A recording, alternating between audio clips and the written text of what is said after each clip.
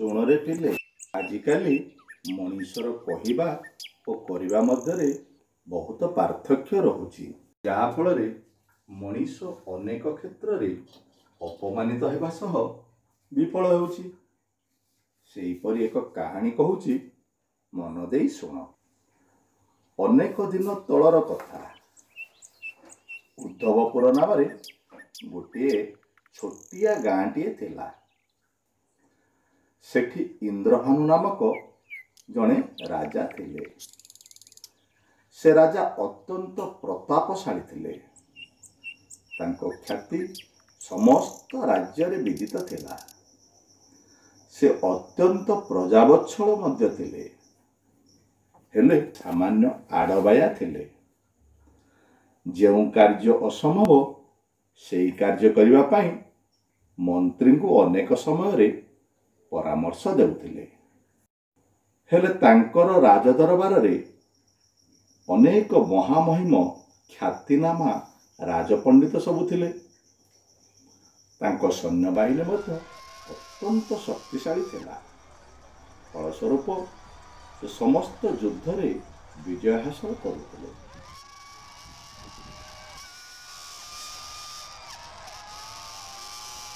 ସେ ପ୍ରଜାବତ୍ସଳ ହେତୁ ତାଙ୍କ ଆଡ଼ବାୟାପଣ ଉପରେ ପ୍ରଜାମାନେ କ୍ରୋଧ କରୁନଥିଲେ। ରାଜାଙ୍କ ଆଦେଶ ଅନୁସାରେ ସମସ୍ତେ ନିଜ ନିଜ କାର୍ଯ୍ୟ କରୁଥିଲେ।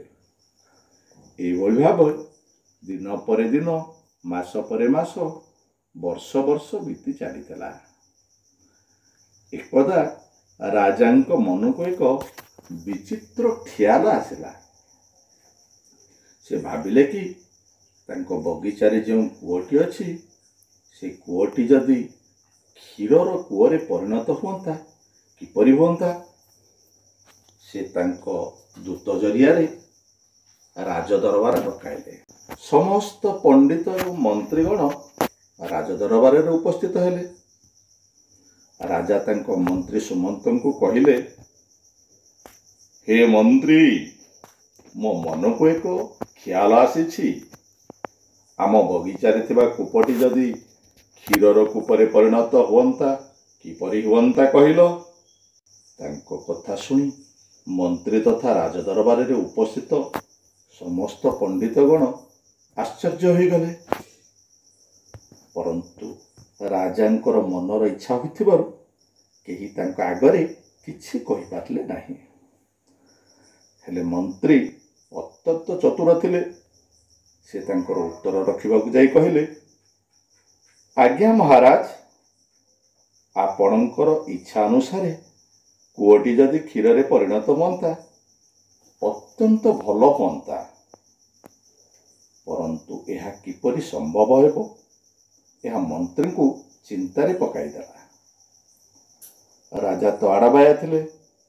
ତାଙ୍କ ମୁଣ୍ଡକୁ ବୁଦ୍ଧି ତ ଆସିଯାଏ, କିନ୍ତୁ ବୁଦ୍ଧିକୁ କାର୍ଯ୍ୟକାରୀ କରିବାର ଉପାୟ ଆସେନି। ସେଥିପାଇଁ ସେ ତାଙ୍କ ମନ୍ତ୍ରୀଙ୍କୁ କହିଲେ, ହେ ସୁମନ୍ତ, ମୁଁ ତୁମକୁ ଆଦେଶ ଦେଉଛି, ତୁମେ 1 ସପ୍ତାହ ମଧ୍ୟରେ ମୋ ରାଜ ବଗିଚାରେ ଥିବା କୂଅଟିକୁ ଏକ କ୍ଷୀର କୂପରେ ପରିଣତ କର। ରାଜାଙ୍କର ଏ ଆଦେଶ ଶୁଣି ମନ୍ତ୍ରୀ ସାମାନ୍ୟ ହସିଲେ ଏବଂ ଆଶ୍ଚର୍ଯ୍ୟ ହେବା ସହ ଚିନ୍ତିତ ମଧ୍ୟ ହୋଇଗଲେ। ଗୋଟିଏ ଭଲ କଥା ହେଲା, ସେ ରାଜା ଆଡ଼ବାୟା ଥିବାରୁ ଯେଉଁ କାର୍ଯ୍ୟ କରିବା ପାଇଁ ଆଦେଶ ଦେଉଥିଲେ, ସେ କାର୍ଯ୍ୟ ସମ୍ପୂର୍ଣ୍ଣ ହେବା କ୍ଷଣି ତାହା ଦେଖିଲା ପରେ ସେ କାର୍ଯ୍ୟ ବିଷୟରେ ସବୁକିଛି ଭୁଲି ଯାଉଥିଲେ। ଅର୍ଥାତ୍ ତାଙ୍କର ଖିଆଲ ଅତ୍ୟନ୍ତ କ୍ଷଣସ୍ଥାୟୀ ଥିଲା। ସେ ଭାବିଥିବା କାର୍ଯ୍ୟକୁ ଥରେ ସମ୍ପୂର୍ଣ୍ଣ ହେବା ଦେଖିବା ପରେ ତାହା ମନରୁ ତାଙ୍କର ଲିଭି ଯାଉଥିଲା। ଏହି କଥାର ଲାଭ ଉଠାଇବାକୁ ଯାଇ ଚତୁର ମନ୍ତ୍ରୀ ଏକ ଉପାୟ ପାଞ୍ଚିଲେ। ଯେହେତୁ ରାଜାଙ୍କୁ କେବଳ କ୍ଷୀରର କୂପଟିଏ ଦେଖିବାର ଥିଲା, ତେଣୁ ସେ ରାଜ୍ୟରେ ଦୂତ ଦ୍ୱାରା ଏକ ଘୋଷଣା କରାଇଲେ। ସେ ଦୂତକୁ କୁହାଇ ପଠାଇଲେ ଯେ राज्य रे प्रचार करिबो कि समस्त प्रजागण आज संध्यारे गोटाए ग्लास लेखे क्षीर आनी राजांको बगीचारे थिबा कूपरे पकाइबे। समस्त नगरवासी यह शुणिले एवं मंत्री को आदेश होइथिबारु समस्ते से दिन संध्या समय जाई कूअरे क्षीर पकाइबाकू मन बढ़ाइले। संध्या समय आसीगला, समस्ते क्षीर नहीं कूपरे पकाइबा पई प्रस्तुत होउथिले। एही समय मंत्री को क्षीर को अचानक एक बिलेई आसी पीदेला। मंत्री तो क्षीर पकाइबार कथा, तेणु क्षीर नथिबा हेतु से मनरे एक बुद्धि चिंता कले जे समस्त तो से दिन क्षीर नहीं कूअरे पकाइबे।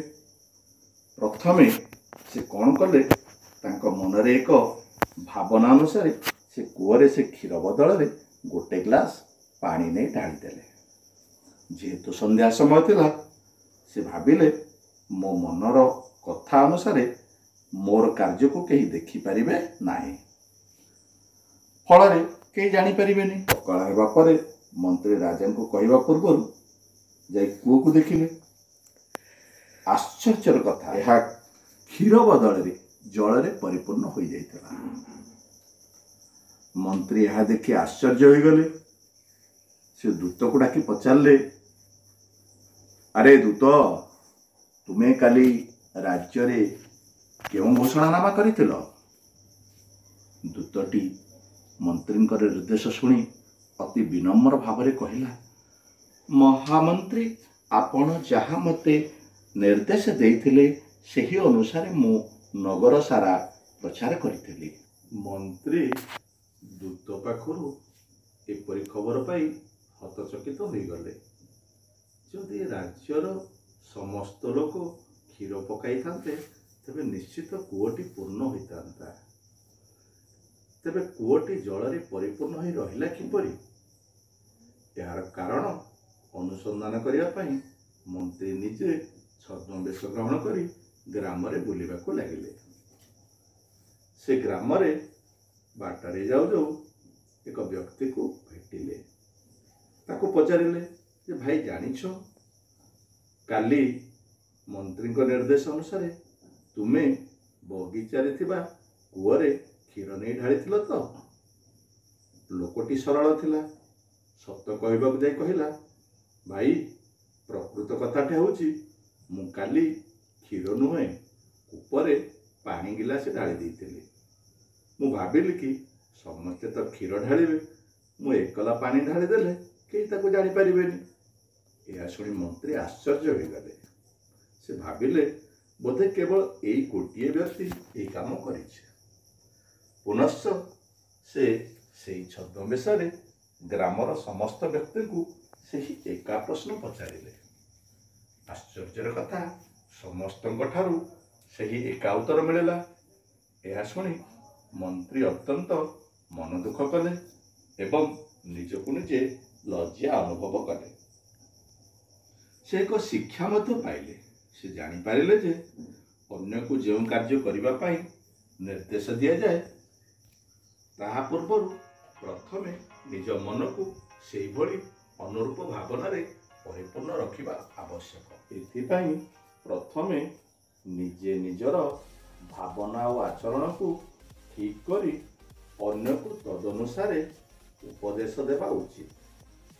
यही शिक्षा पाई मंत्री परवर्ती समय निजर जीवन शैली रे भावना और कर्म को एका करने को लगी पड़े जीवनर समस्त क्षेत्र रे सफलता हासिल कले।